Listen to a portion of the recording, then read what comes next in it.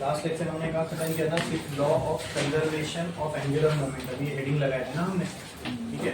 अब हमें देखना है लॉ एंगुलर मोमेंटम कंजर्व कब होता है। मैंने आपको एक हिंट दे दिया था कि जब बॉडी पे लगने वाला नेट टॉर्क जीरो हो। नेट टॉर्क, मैं ये नहीं बोल रहा हूँ टॉर्क नहीं लग रहा, मैं ये कह रहा हूँ नेट टॉर्क जीरो हो, ठीक है। तब जैसे मान लो कोई ये एक रॉड है, ठीक है, यहाँ पे फोर्स लग रहा है सेंटर से r डिस्टेंस पर, और यहाँ पर एक फोर्स यहाँ ऐसा लग रहा है, ये भी सेंटर से r डिस्टेंस पर है, F अमाउंट का फोर्स, ठीक है। ये क्लॉकवाइज है, ये क्लॉकवाइज है, और इसको मैं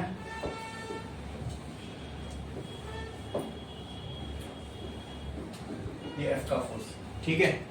अब मान लो इसको मैं, ये क्लॉकवाइज है और ये एंटी क्लॉकवाइज है, बराबर। क्लॉकवाइज वाले को मैं पॉजिटिव मानता हूं, तो इसका जो टॉर्क बनेगा वो क्या बनेगा,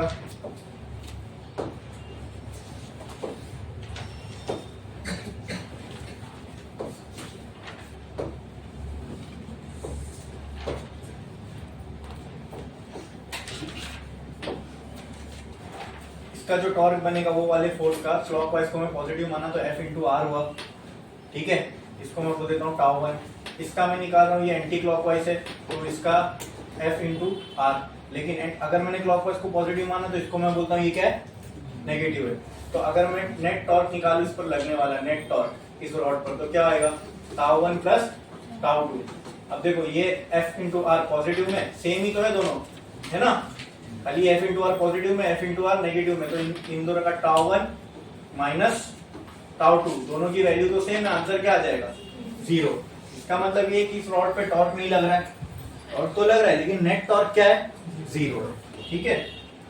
जब भी ऐसा सिनेरियो आएगा उस केस में हम कह सकते हैं कि एंगुलर मोमेंटम जो है वो कंजर्व होगा। क्या होगा, कंजर्व, मतलब जो इनिशियल यानी जो पहले एंगुलर मोमेंटम था वही एंगुलर मोमेंटम बाद में होगा, ठीक है।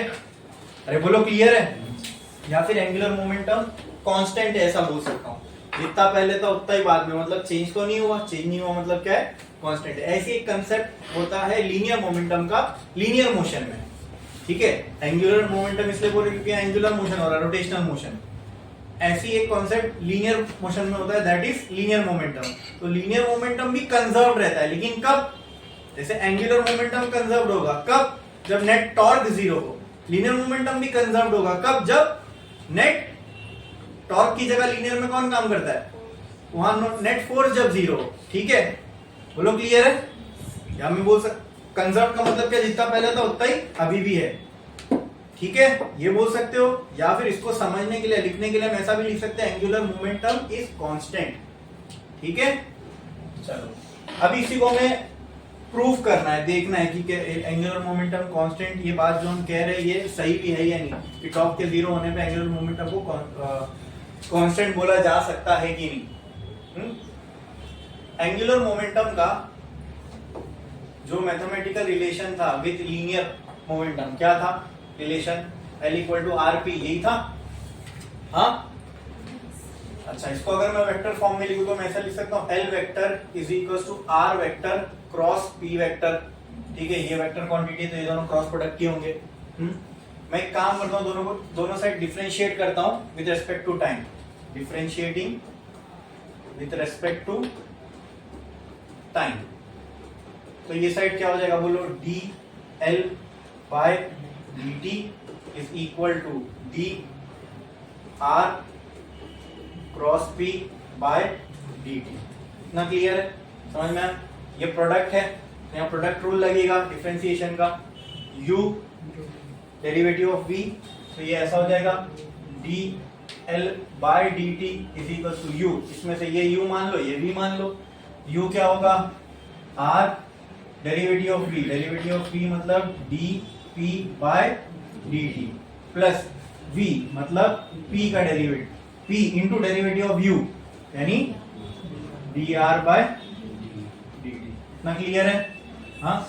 अगर आपको पता होगा D P by D T ये होता है force, change in momentum with respect to time, इस क्वांटिटी को फोर्स बोला जाता है। पता है, ये नहीं पता है तो ये समझ लो, F equal to m into a, यहीं से आता है, ठीक है। और फिर इसको, दूसरी ये चीज है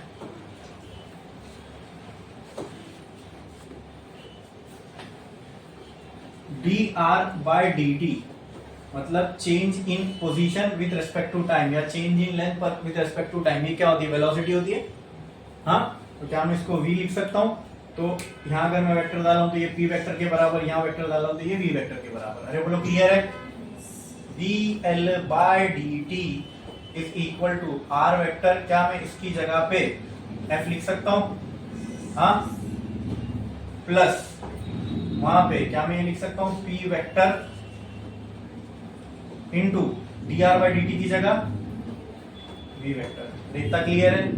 हाँ बोलो। अब आपको पता है कि p बराबर होता है m इंटू वी के। अरे बोलो।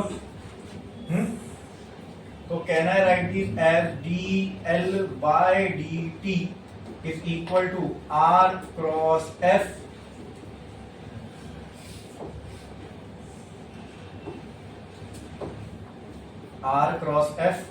Plus m into V vector cross p vector. अरे बोलो क्लियर? अब अगर दो क्रॉस प्रोडक्ट है तो उनका मल्टीप्लीकेशन क्या आता है? अभी थोड़े दिन पहले रेहान सर ने रखे थे ना स्टेटस पे, क्रॉस प्रोडक्ट डॉट प्रोडक्ट, आपको भी तो पढ़ाए होंगे। 0 क्या आता है? 0। ठीक है, i into i, j into j, i cross i cross j, k cross के। ठीक है, वैसे ये दो वेक्टर के क्रॉस प्रोडक्ट है तो ये क्या आएगा? 0। तो ये पूरा टर्म क्या हो जाएगा? तो यहाँ क्या बच रहा है? dl/dt is equal to r cross f। ठीक है, मुझे बताओ ये r क्रॉस f ये किसके बराबर है? Yes, very good. टॉर्क बराबर होता है r क्रॉस f के। तो क्या मैं इसकी जगह ऐसा लिख सकता हूं? dl/dt is equal to torque. हाँ, तो मुझे ये आ गया dl/dt टॉर्क के बराबर। लेकिन मैं कब कह सकता हूँ dl/dt कांस्टेंट है? जब वहां पे कोई कांस्टेंट टर्म है। ठीक है, और dl/dt कंजर्व कब होता है? जब टॉर्क इक्वल टू 0। तो मुझे बताओ, if torque equal to 0 then ये इक्वेशन में कैसे लिखूंगा अगर टॉर्क 0 है? तो dl/dt इक्वल टू 0 यही लिखूंगा। और डेरिवेटिव के टर्म्स में 0 क्या होता है? कांस्टेंट ही तो है। हाँ, तो dl/dt किसी कांस्टेंट के बराबर कब आ रहा है? जब टॉर्क 0 हो।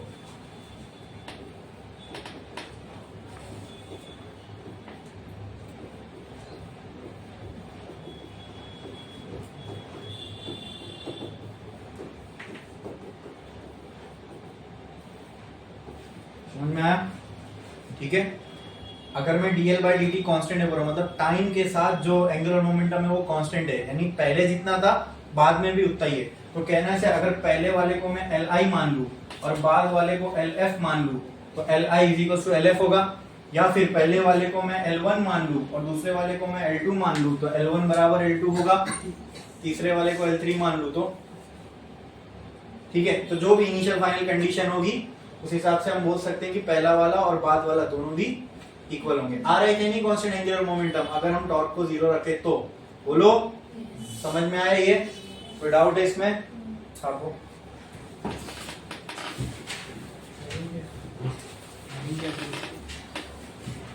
Law of conservation of angular momentum.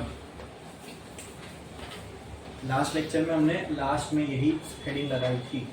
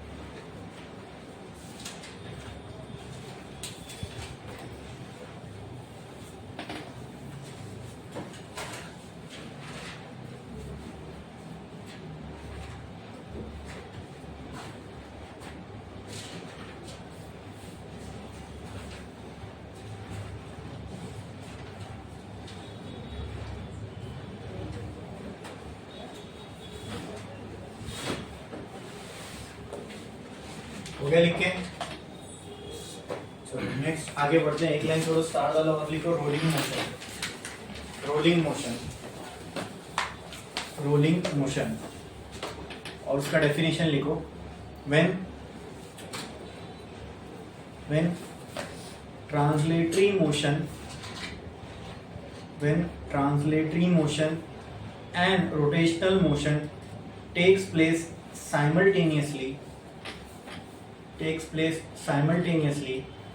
such type of motion is called as rolling motion. Such type of motion is called as rolling motion. When translatory motion and rotational motion takes place simultaneously, such type of motion is called as rolling motion.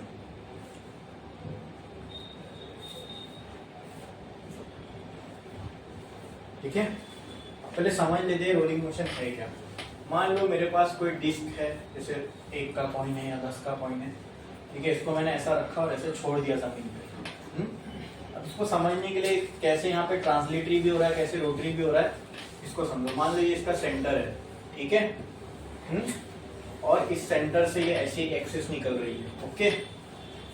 अब कहीं पे भी आप एक point imagine कर लो, मैंने यहाँ imagine कर लिया एक पॉइंट, ठीक है। अब जब इसको मैं ऐसे छोड़ूंगा, जैसे $1 है, इसको मैं ऐसे अगर छोड़ दूं जमीन पे, तो क्या वो ऐसे ऐसे ऐसे ऐसे गोल गोल घूम के आगे जाएगा? हाँ, ठीक है। तो कुछ टाइम बाद क्या मैं बोल सकता हूँ, आफ्टर सम टाइम ये पॉइंट इधर जब आए, ये पॉइंट यहाँ पहुंचा होगा, मतलब ये जब घुमा रहेगा तो कुछ टाइम बाद ये पॉइंट इधर आएगा। अब जरा इस पॉइंट के मोशन को गौर से देखो।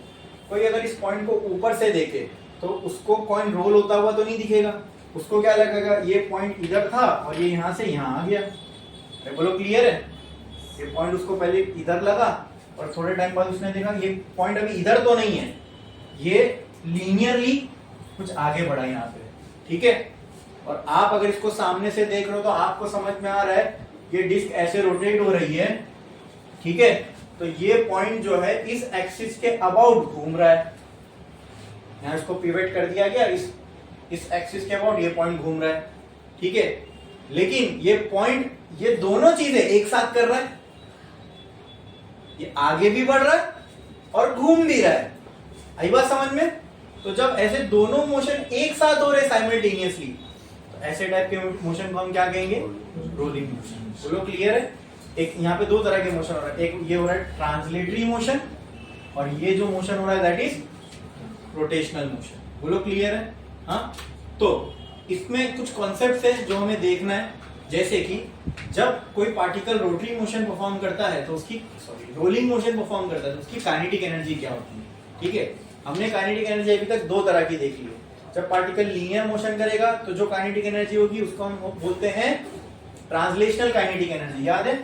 काइनेटिक एनर्जी ट्रांसलेशनल, वो किसके बराबर होती थी? ½ mv² के। एक और काइनेटिक एनर्जी अभी हमने लास्ट लेक्चर में निकाले, उसको बोल रहे थे हम रोटेशनल की काइनेटिक एनर्जी, बराबर। वो किसके बराबर होती है?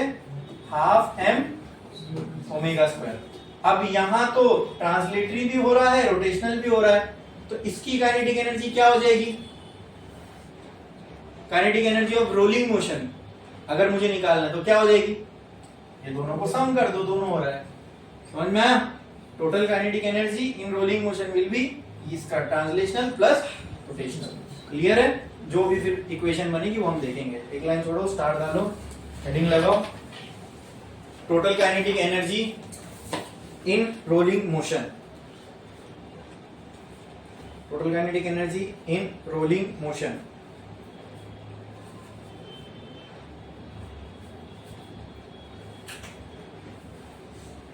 इन रोलिंग मोशन, ठीक है।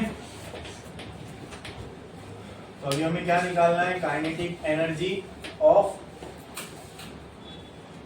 रोलिंग, ठीक है। ये किसके बराबर होगी? अच्छा ऐसा लिखो, तो ऐसा लिखो, अभी जो मैं बोल रहा हूँ वो लिखो।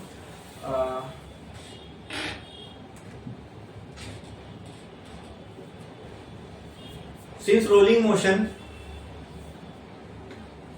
consists of both translatory as well as rotational motion, since rolling motion consists of both translatory as well as rotational motion,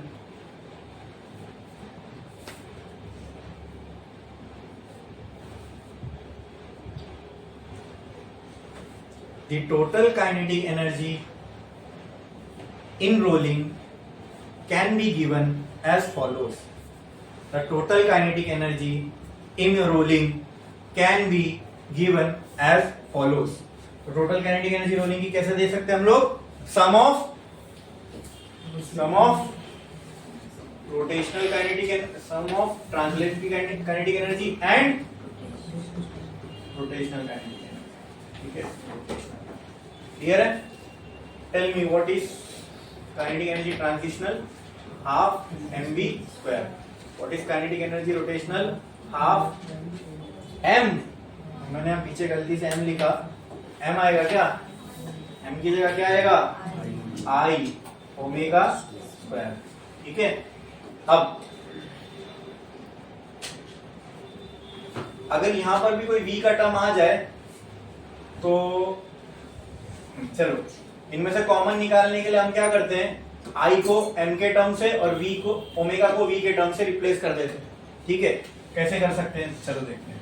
I is equal to, क्या I को मैं रेडियस ऑफ गायरेशन के टर्म्स में लिख सकता हूं? रेडियस ऑफ गायरेशन, हाँ, radius of gyration के टर्म्स में अगर मोमेंट ऑफ इनर्शिया लिखना हो तो कैसे लिख सकते हैं बताओ? इन terms of radius of gyration अगर मोमेंट ऑफ इनर्शिया लिखना है तो कैसे लिख सकते हैं? रेडियस ऑफ गायरेशन किससे रिप्रेजेंट करते हैं उसको? ए बी सी डी के एफ जी, किससे? के से. ठीक है, तो अगर मोमेंट, तो यहां पे क्या आएगा? के का स्क्वायर.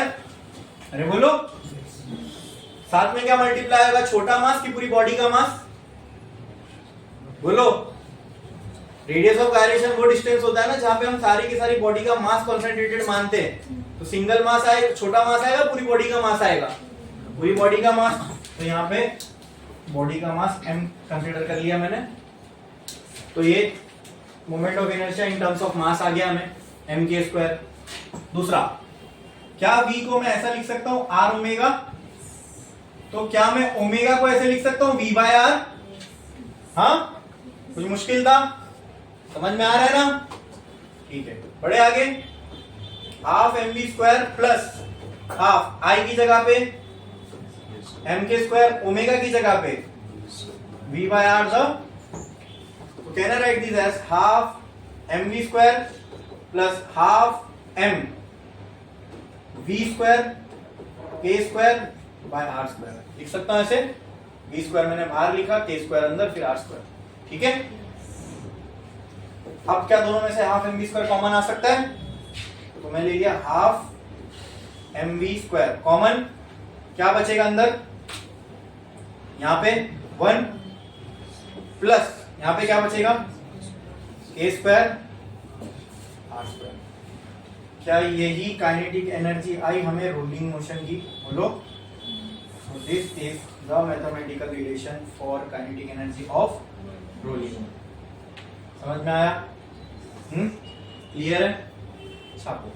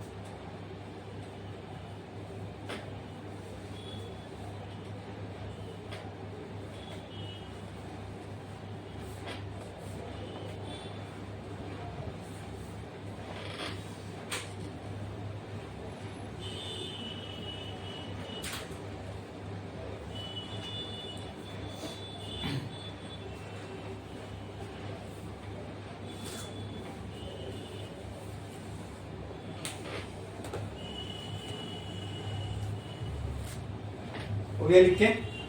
अभी दोस्तों गौर से देखो, यहाँ पे आप लोगों को ना काइनेटिक एनर्जी के फॉर्मूले में एक चीज दिख रही होगी, k square upon are square, ठीक है, जो 1 के साथ ऐड हो रहा है।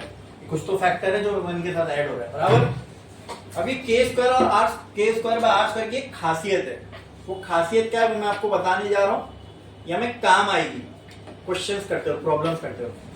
अगर आपको k square by are square की वैल्यू मालूम है ना, मतलब कुछ भी उसकी वैल्यू 1 हो, 2/3 हो, 1/2 हो, कुछ भी वैल्यू हो सकती है इसकी। अगर इसकी वैल्यू आपको पता है ना, तो आप एग्जैक्टली बता सकते हो ये कौन से शेप का मोमेंट ऑफ इनर्शिया की बात हो रही है। ठीक है, ठीक है।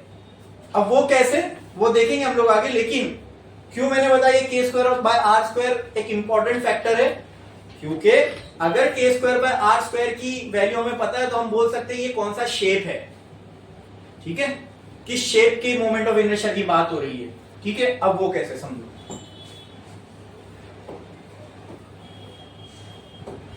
हमने डिस्क का मोमेंट ऑफ इनर्शिया निकाले थे, क्या होता था moment of inertia of disc, क्या आया था फ्रॉम COM, क्या आया था mr²/2, यही था mr²/2। क्या मैं इसको ऐसा लिख सकता हूं 1/2 mr²? तो आपको यहां पे दिख रहा है क्या, moment of inertia of disc is some constant times of mr²। ऐसे आपको बहुत सारे शेप्स के मोमेंट ऑफ इनर्शिया मिलेंगे जिसमें आपको ये mr² का टर्म दिखेगा, और साथ में कोई ना कोई कांस्टेंट होगा। क्या होगा? कांस्टेंट। ठीक है, जैसे बुक है जिसमें मोमेंट ऑफ इनर्शिया के देखो वैल्यूज लिखे होंगी टेक्स्ट बुक के अंदर, निकालो कोई एक पेज और ऐसा एक फॉर्मूला बताओ जिसमें mr² का टर्म आ रहा हो, डिस्क का फिर या रिंग का या सेमी सर्कुलर डिस्क, ऐसा कुछ। रिंग का है, क्या है? सिर्फ mr²। Okay, I of ring कितना दिया हुआ है? mr²। तो क्या मैं इसको बोल सकता हूं I of ring is equal to 1 times of mr²। तो यहां पे ये जो n है, n की वैल्यू क्या है? 1। अब समझो मेरी बात ध्यान से, अगर किसी भी शेप के मोमेंट ऑफ इनर्शिया के फॉर्मूले में ये टर्म आ रहा है mr², ठीक है, और उसके बाजू में कुछ तो होगा, जैसे यहां पे 1/2 है, कहीं पे 2/3 होगा, कहीं पे 1 है, तो कहना से इफ, अब ध्यान से सुनना, if moment of inertia of a shape is some n times of mr², यहां पे मैं लिख देता हूं, if moment of inertia is given in this form such that n is equals to mr², here n is equal to k² by r²। n की जो value होती है वो क्या होती है? k² by r²। ठीक है, तो अगर मुझे k² by r² की वैल्यू पता है तो मैं एग्जैक्टली बोल दूंगा कि कौन सा शेप है। जैसे if k² by r² is equal to 1/2, ठीक है, ठीक है, तो यहां पे आप I इक्वल टू 1/2 पुट करो, ये हो जाएगा mr², मतलब mr²/2। अरे भाई, इस फॉर्मूले में आप सिंपली क्या पुट करोगे? k² by r² की जगह, अगर मैं बोला k² और r² की वैल्यू 1/2 है, तो n की जगह n k² by r² ही है, ठीक है, तो n की जगह आप क्या पुट करोगे? बोलो बोलो, 1/2। ठीक है, तो पुट करके आपको फॉर्मूला क्या आ रहा है मोमेंट ऑफ इनर्शिया का? आपको नहीं पता, आपको सिर्फ k² by r² की वैल्यू पता, आपको नहीं पता ये शेप कौन सा है। लेकिन जैसे ही ये फॉर्मूला आ गया, अब आपको ये पता ये फॉर्मूला किसका है? किसका है? डिस्क का। अच्छा, अगर ऐसा बोले if k² by r² is equal to 1, तो आप क्या करोगे? इस फॉर्मूले में जाके n की जगह 1 पुट करोगे, बचता क्या है? mr²। तो मोमेंट ऑफ इनर्शिया का फॉर्मूला क्या बन गया? और आपको बोला गया है बताओ ये शेप कौन सा है? रिंग है। क्या है? यानी मोमेंट ऑफ इनर्शिया किस शेप की बात हो रही है? तो क्या है? रिंग है। आई बात समझ में? बोलो क्लियर है? हाँ, अरे बोलो। ठीक है,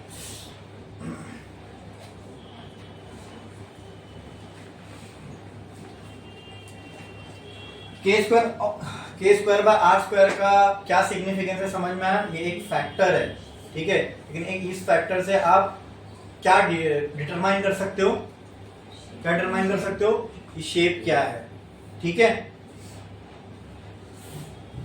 अब अगर यहां पे मैं देखो i is equal to n की जगह पे k square upon are square into m square into r square ये पुट करूं, ठीक है, सॉरी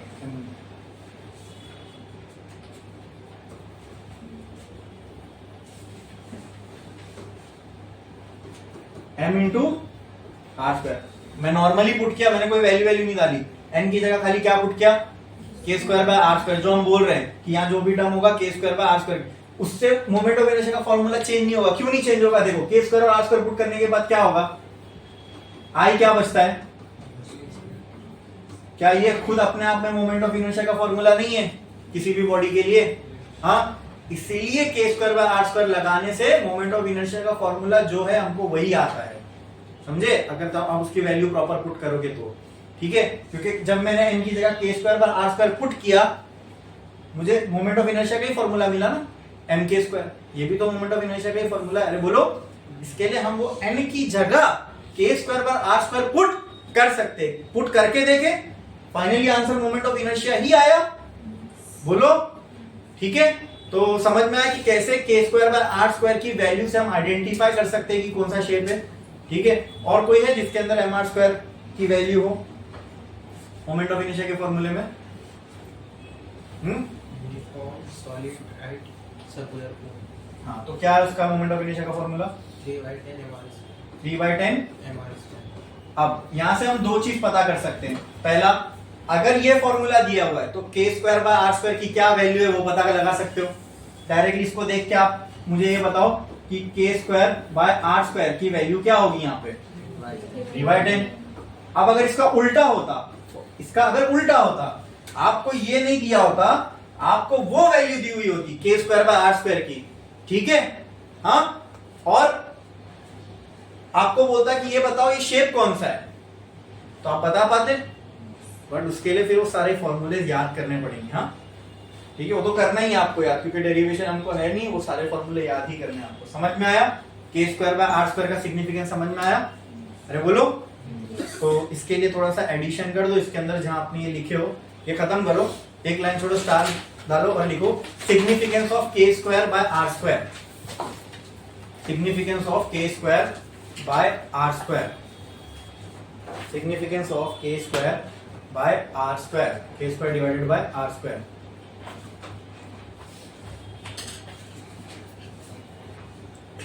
लिखो, नेक्स्ट लाइन में लिखो, if moment of inertia of any shape, if moment of inertia of any shape is given, if moment of inertia of any shape is given in the form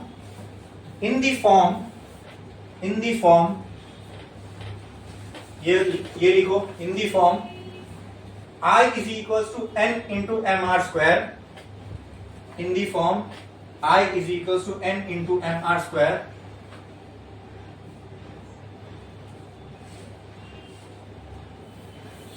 ठीक है, in the form r equal to n into mr square, then the n, ऐसा लिखो, the n, ऐसा the n inverted comma में, the n here represents the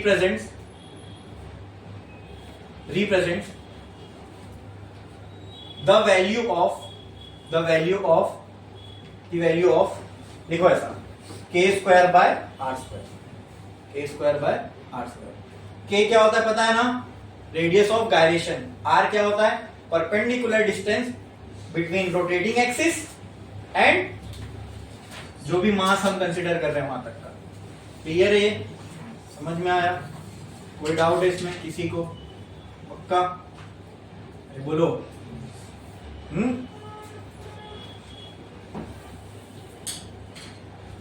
अब बस ये case curve are square के फैक्टर का सिग्निफिकेंस हमें समझना था, वो समझ में आ गया। अब एक पर्टिकुलर केस है रोलिंग मोशन का जो अक्सर हमें पूछा जाता है, जिसके ऊपर प्रॉब्लम्स आते हैं, ठीक है, जिसमें आपको कुछ ऐसा बोला जाएगा कि एक इंक्लाइंड प्लेन है, एक इंक्लाइंड प्लेन पे यहाँ पे कहीं पे एक डिस्क या रोलर रखा हुआ है, ठीक है, ये उसका सेंटर है, इस इंक्लाइंड प्लेन की जो हाइट है वो h है, ठीक है। अगर ये यहाँ से लेके यहाँ तक ट्रैवल करेगा तो ये जो डिस्टेंस इसने ट्रैवल किया वो डिस्टेंस s है, ठीक है, और ये इंक्लाइंड प्लेन का हॉरिजॉन्टल से एंगल थीटा है। ओके, बोलो क्लियर है? आपको इनिशियल वेलोसिटी दी रहेगी या फाइनल निकालना होगा, या फाइनल दी रहेगी इनिशियल निकालना होगा, ठीक है। तो ये हो गई इसकी इनिशियल पोजीशन, और ये जब आके रुकेगा ये हो गई इसकी फाइनल पोजीशन। बोलो क्लियर है? जब वहां पे वो रखा हुआ है वहां वो मूव कर रहा है क्या? नहीं, वहां पे कहां पे? रेस्ट पे। वो कहां पे? रेस्ट पे। ठीक है, ठीक है, ठीक है। अब अगर आपसे ये कहा जाए कि जब ये डिस्क रोटेट होके यहां पहुंच जाएगी तो इस केस में इसकी क्या वेलोसिटी होगी बताओ, ठीक है। तो उसको कैसे निकालेंगे उसके लिए हमें एक प्रोसेस देखना है, ठीक है। हम निकाल तो लेंगे, कैसे निकालेंगे वो भी देख लो, और ये निकालेंगे ना जब हमें, तो v का एक स्टैंडर्ड फॉर्मूला आ जाएगा, वो फॉर्मूला हम आगे यूज कर सकते हैं to solve any problem which is of this type, ठीक है। तो एक लाइन छोड़ो, स्टार डालो और हेडिंग लगाओ, हेडिंग लगाओ।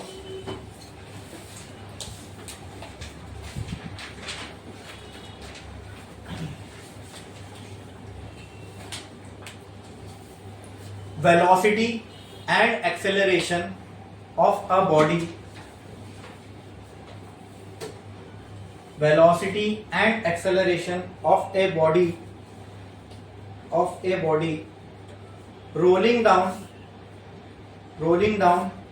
an inclined plane, rolling down an inclined plane, rolling down and incline plane, ठीक है। पहले हमें निकालना है इसकी वेलोसिटी क्या होगी, फिर इसका एक्सेलरेशन क्या होगा, ठीक है। अब इसकी जो वेलोसिटी निकालेंगे हम लोग,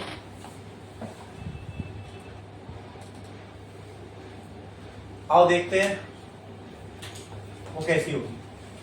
अच्छा, जब इनिशियली जब ये यहाँ पे रखा हुआ है दोस्तों, तो इसके पास क्या ये मूव कर रहा है? नहीं। जब वो रेस्ट पे है तो उसके पास कौन सी एनर्जी होगी? Potential energy. वहां से इसको हमने रिलीज कर दिया, अभी मूव होना स्टार्ट हुआ, जब ये मूव कर रहा होगा तो ये कौन सी एनर्जी होगी इसके पास? ठीक है, लेकिन ये काइनेटिक एनर्जी इसके पास आई कहां से? तो जो पोटेंशियल एनर्जी में एनर्जी स्टोर्ड थी वही अब कन्वर्ट हो रही है किसमें? तो कहना से by law of conservation of energy, total potential energy is equal to total kinetic energy, हाँ, या फिर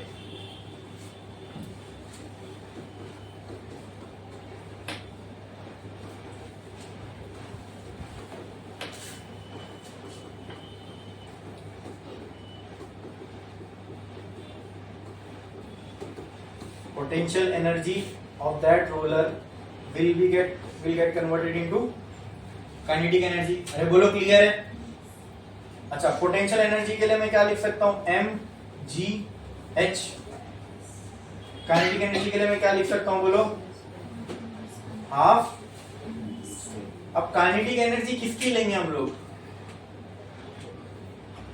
लीनियर की। ये क्या हो रहा है यहाँ पे? लीनियर मोशन हो रहा है, आप हाफ mv स्क्वायर बोल रहे हो, क्या लीनियर मोशन हो रहा है? तो हाफ mv स्क्वायर आएगा क्या? क्या रोटेशनल मोशन हो रहा है? आई ओमेगा स्क्वायर आएगा क्या? क्या हो रहा है इधर? तो अभी तो यहाँ पे जो काइनेटिक एनर्जी आएगी किसकी आएगी? रोलिंग की। तो रोलिंग की काइनेटिक एनर्जी क्या निकाले थे हमने बताओ? mgh बराबर 1/2 mv स्क्वायर ब्रैकेट 1 प्लस, बोलो clear?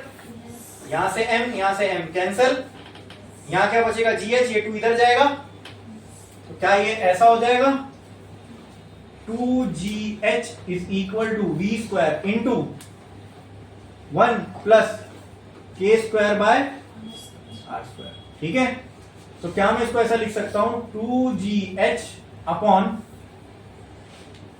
1 plus k square by are square.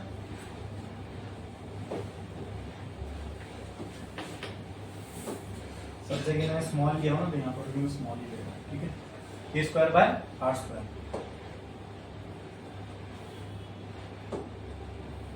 Is equal to v square. तो यहां से ये वी स्क्वायर का टर्म आ गया, यहां से मुझे बताओ वी क्या आएगा, under root 2gh upon 1 plus k square upon are square. आ गई velocity of an object rolling down the plane. अगर कोई ऑब्जेक्ट प्लेन में ऐसे सिनेरियो में है और नीचे रोल डाउन कर रहा है, तो उसकी वेलोसिटी ये देखिए हम ये फॉर्मूले से निकाल सकते हैं। तो क्लियर है, समझ में आया, कोई डाउट? पक्का। अब अगर हमें शेप बता दिया गया कौन सा, अगर डिस्क बोल दिया गया तो हम के स्क्वायर बाय आर स्क्वायर की जगह 1/2 ले सकते हैं। हाँ है क्या नहीं? अगर वो जो आपने शेप बताया वो बोला तो डायरेक्ट हम लोग के स्क्वायर बाय आर स्क्वायर की जगह वो वैल्यू ले सकते हैं। एम आर स्क्वायर के बाजू में जो रहेगा वो के स्क्वायर बाय आर स्क्वायर की वैल्यू है, उठा के हम डायरेक्ट यहाँ पुट कर सकते हैं। बोलो क्लियर, इतना समझ में आया? ठीक है, छापो। ये वेलोसिटी आ गया। उसके बाद हम देखेंगे ये जो बॉडी रोल डाउन कर रही है इसका एक्सेलरेशन क्या होगा।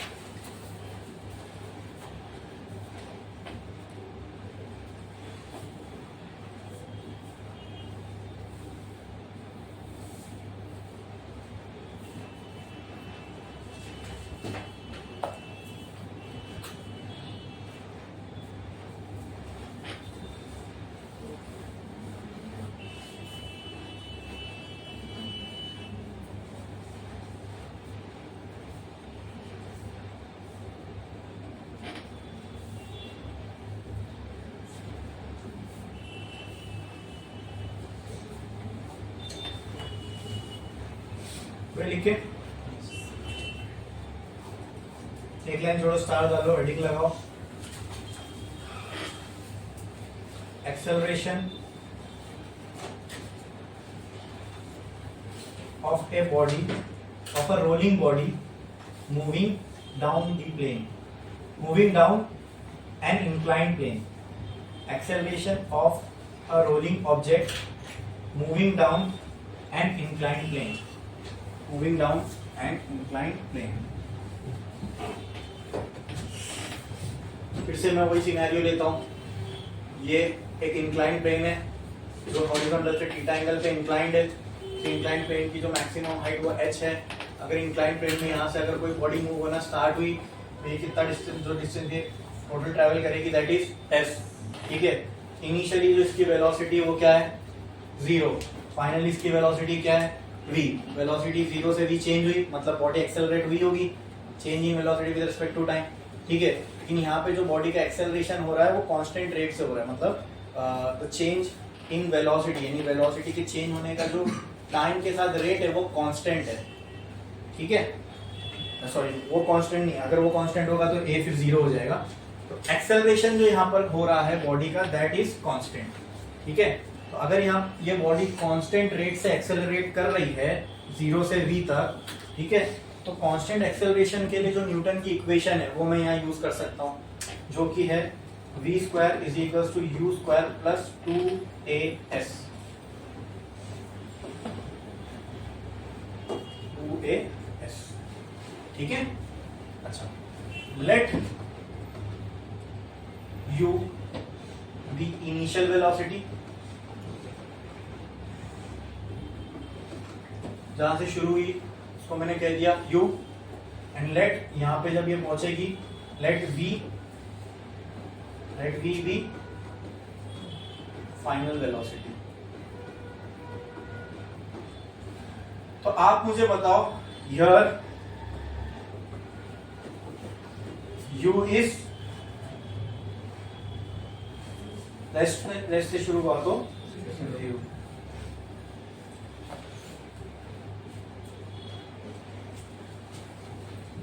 therefore I can write v square is equals to 2as, बोलो। अच्छा, और क्या कर सकता हूं मैं, a निकालना है तो कहना है right a is equal to v square. चलो पहले एक काम करो, इसको एक यहीं पे इसकी थोड़ी सी वो कर लेते हैं। ये वाला ट्रायंगल देखो, इसके अंदर मुझे ये बताओ, ये h है, ये थीटा है, ये s है, ठीक है। तो यहां से s की वैल्यू निकाल के बताओ कौन से थीटा में ऑपोजिट और हाइपोटेनियस दोनों आता है, साइन थीटा, हाँ कहना right sine theta is equal to h by s, हाँ अरे बोलो। तो यहां से आप मेरे को ये बताओ जो h की वैल्यू है वो अपने को क्या आएगी, तो कहना राइट तो कहना right h is equals to s sine theta, बोलो क्लियर है इतना, पक्का पक्का, कोई डाउट है इसके अंदर, ठीक है। अब यहाँ पे ये जो अपना डिस्प्लेसमेंट हुआ था वो कितना हुआ था इनिशियल से फाइनल के बीच में, अगर कांस्टेंट एक्सेलरेशन हो रहा है तो यहां से लेके यहां तक में बॉडी का जो टोटल ये हुआ है ये कितना हुआ है, अगर मैं इसको साइड से देखूं तो टोटल डिस्प्लेसमेंट, ठीक है। उस पर आते हैं हम लोग, पहले कॉपी करो, कितना कॉपी करो, यहां तक लिखो जल्दी।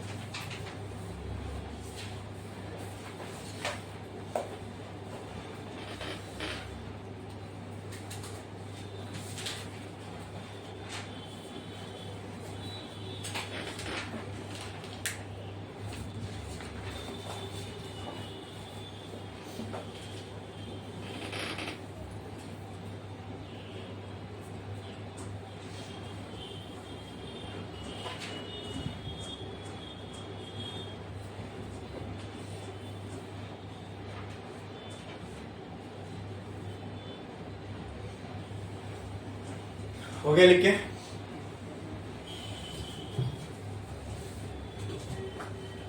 क्या मैं यहाँ पे v स्क्वायर की जगह पर, अभी लास्ट इक्वेशन में हमें क्या आया था, बोलो v स्क्वायर की जगह, v स्क्वायर की जगह मैं ये पूरा टर्म लिख सकता हूँ 2gh अपॉन, तो यहाँ v स्क्वायर की जगह ये लिख सकता हूँ 2gh अपॉन 1 प्लस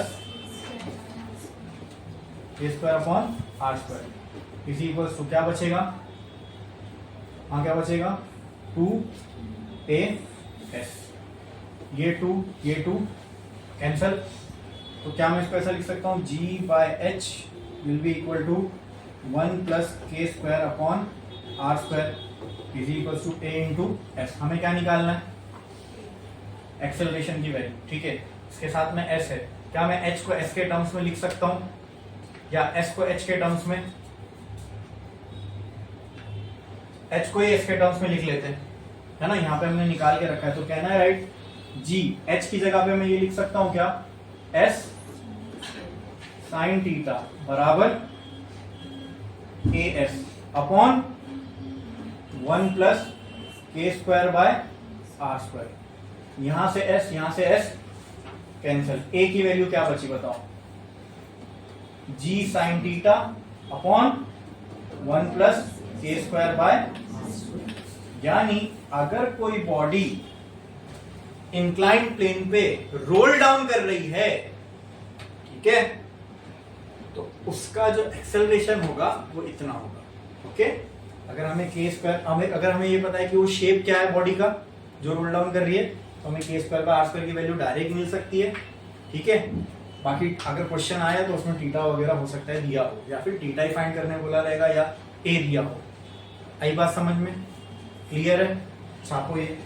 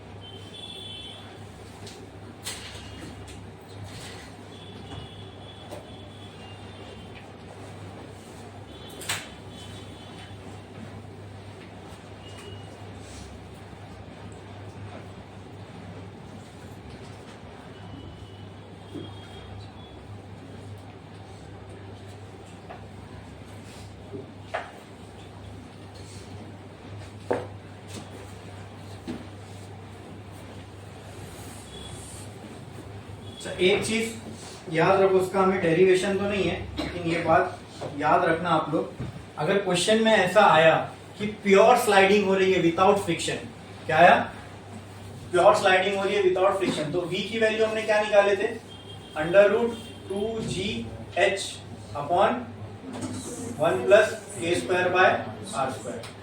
अगर क्वेश्चन में ऐसा आया और कि प्योर स्लाइडिंग हो रही है, क्या हो रही है, प्योर स्लाइडिंग, अभी इसका क्यों होता है, कैसे ये वैल्यूज आएगी, वो सारी चीजें हम लोग कर सकते हैं, लेकिन उसमें अननेसेसरी हमें टाइम वेस्ट नहीं करना, क्योंकि हमारे को वो सारी चीजें ना उसका डेरिवेशन है ना वो कहीं पे भी पूछेगा। लेकिन ये अगर सिनेरियो दिया गया है कि प्योर स्लाइडिंग हो रही है विदाउट फ्रिक्शन, उस उसमें आपको खाली इतना याद रखना है 1/k²/r², ये जो फैक्टर है इसकी वैल्यू हो जाएगी 1। देयरफॉर v की वैल्यू क्या आ जाएगी √2gh। बोलो क्लियर है। सिमिलरली फॉर एक्सेलरेशन, वैल्यू क्या आई थी एक्सेलरेशन के लिए? एक्सेलरेशन क्या आया था?